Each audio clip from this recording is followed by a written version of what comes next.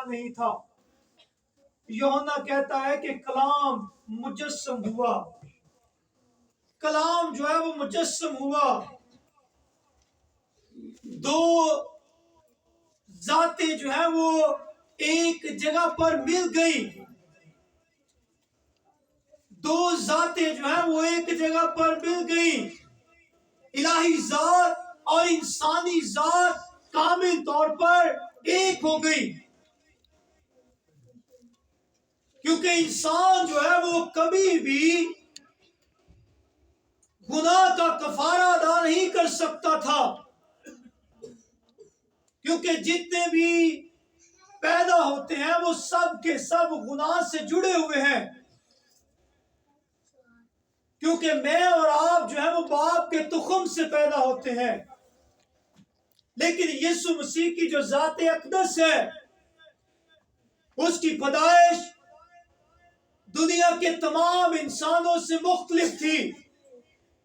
پہلا آدم جو بنایا گیا وہ مٹی سے بنایا گیا، پھر اس کے بعد ہوا کی پیدائش ہوئی اور وہ آدم کی ہڈیوں میں سے لی گئی، اس کے گوشت میں سے لی گئی، پھر آدم اور ہوا کے بیٹے اور بیٹیاں،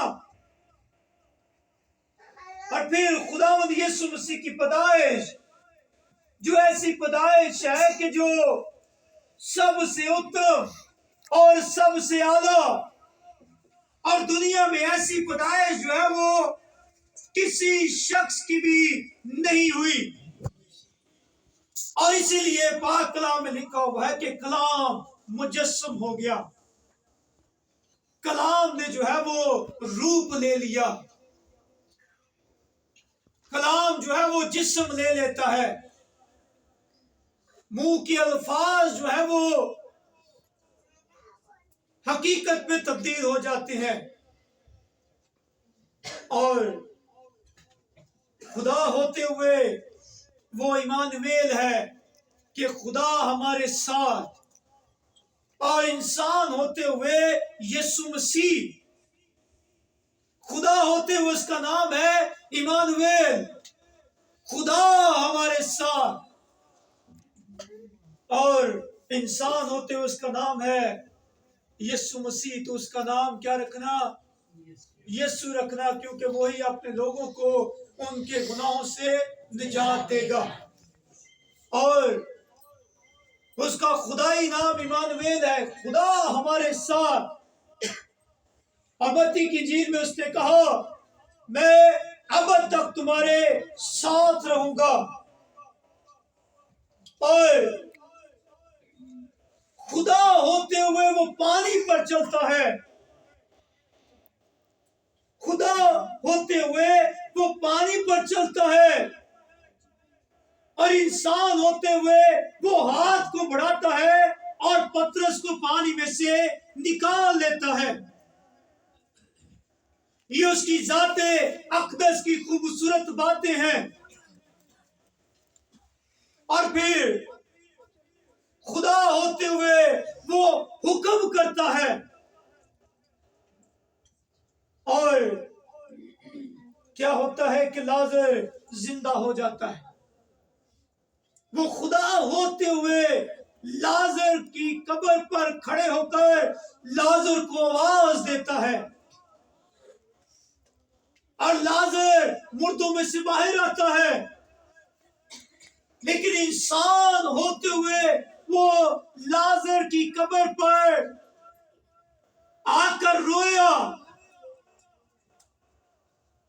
وہ روتا ہے، وہ آنسو بہاتا ہے، اور اس کے دعوے جو ہیں وہ خدا کی قدرت کی مانند ہیں۔ اس نے جو دعوے کیے کہ میں وہ ہوں جو ابراہیم سے بھی بیشتر ہوں، یہ اس کی خدائی ذات ہے کہ میں ابراہیم سے بیشتر ہوں۔ اور اس نے کہا زمین اور آسمان کا کل اختیار میرے پاس ہے۔ انسان ہوتے ہوئے وہ دفنایا گیا، اور خدائی صفات کو رکھتے ہوئے وہ تیسرے دن مردوں میں سے جی اٹھا. کلام جو ہے وہ مجسم ہوا. خدا جو ہے وہ چرنی میں آ گیا. خدا جو ہے وہ دنیا میں آ گیا. انسان بن کر اس دنیا میں آ گیا. اور یہ خوبصورت بات ہے میرے لیے اور آپ کے لیے. یہ خوبصورت کلام ہے. یوحنا کہتا ہے کہ کلام مجسم ہوا. اور پھر کیا ہوا؟ ہمارے درمیان رہا. ہم نے اس کا ایسا جلال دیکھا جیسے باپ کے اکلوتے کا جلال. باپ کے بیٹے کا جلال. یسوع مسیح خوبصورت آئینہ ہے. یہ وہ آئینہ ہے کہ جو ہمیں خدا باپ کو دکھاتا ہے کہ خدا باپ کیسا ہے. جس نے یسوع کو دیکھا اس نے خدا باپ کو دیکھا.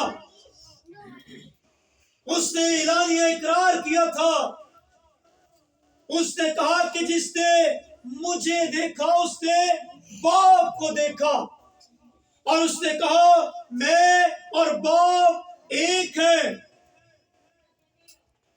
وہ خدا باپ کا جلال اور اس کا برتاؤ ہے. اور یہی بات جو ہے وہ یوحنا کہتا ہے کہ کلام مجسم ہوا. خدا مجسم ہو گیا اور وہ ہمارے درمیان رہا. خدا کائنات کو بنانے والا، جس کے پاس اختیار ہے، جس کے پاس قدرت ہے، جس کے پاس طاقت ہے، اور کوئی بھی چیز اس کے بغیر جو ہے وہ وجود میں نہیں آئی. حکومتیں، اختیارات، ساری چیزیں جو ہے وہ سب کی سب یسوع مسیح کے وسیلہ سے ہے.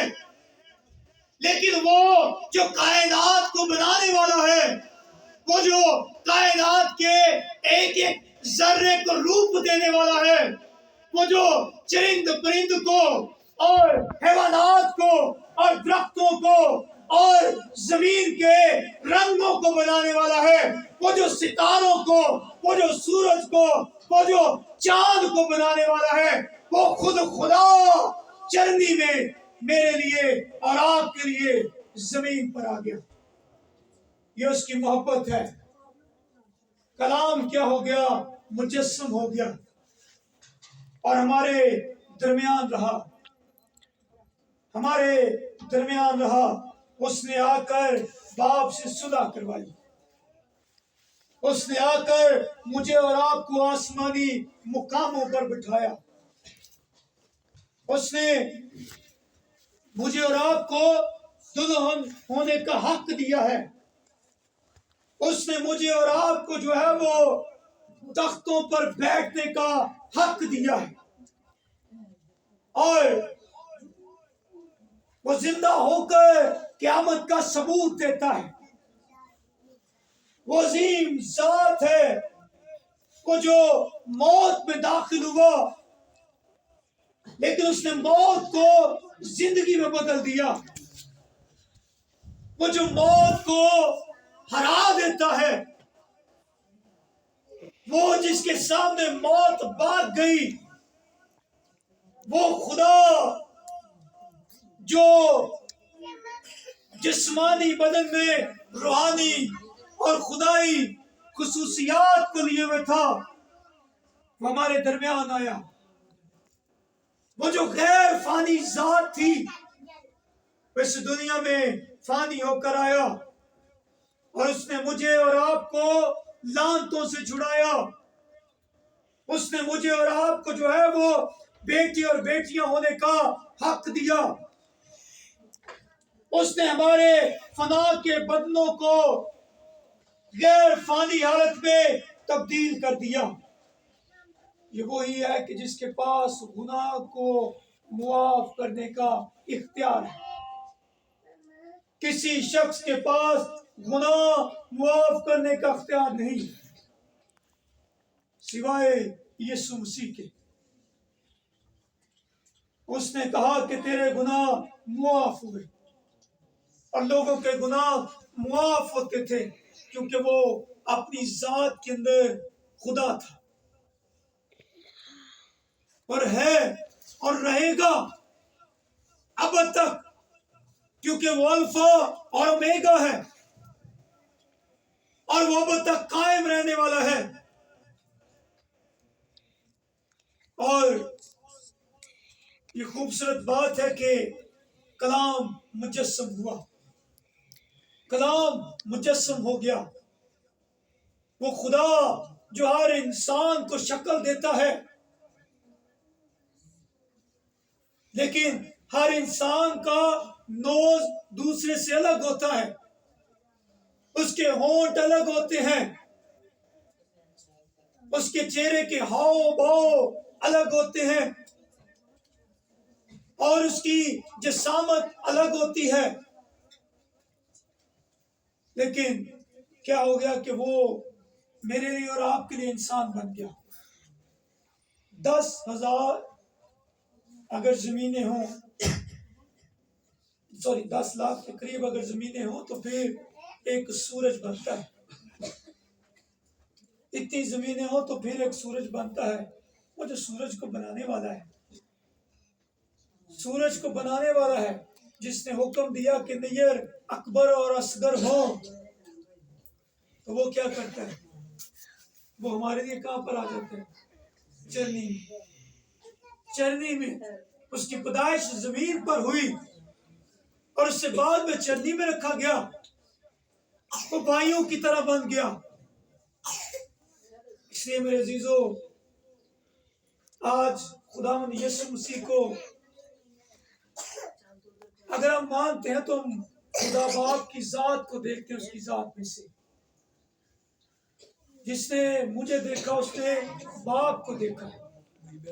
یسوع مسیح کے وسیلہ سے ہم باپ کو دیکھتے ہیں کہ باپ کیسا ہے۔ آخر میں کہانی بیان کروں گا جو میں ہر سال کرسمس کے موقع پر بیان کرتا ہوں، اور بلا جھجک دوسری جنگ عظیم کے اندر سیکنڈ ورلڈ وار تھی، اس میں ایک جرمنی کا نوجوان شخص تھا، اس نے کہا کہ میں اپنی قوم کے لیے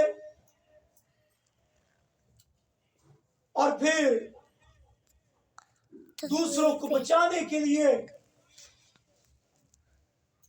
جو ہے وہ جاؤں گا۔ لیکن کیا ہوا کہ اس کے پاس بہت ساری دولت تھی، جہاں پر سے لوگ جو ہے وہ دشمن پیدا ہو رہے ہیں، وہاں پر سے ایک دوست پیدا ہوا جو خدمت کے جذبے سے بھرا ہوا ہے، وہ خدمت کرنا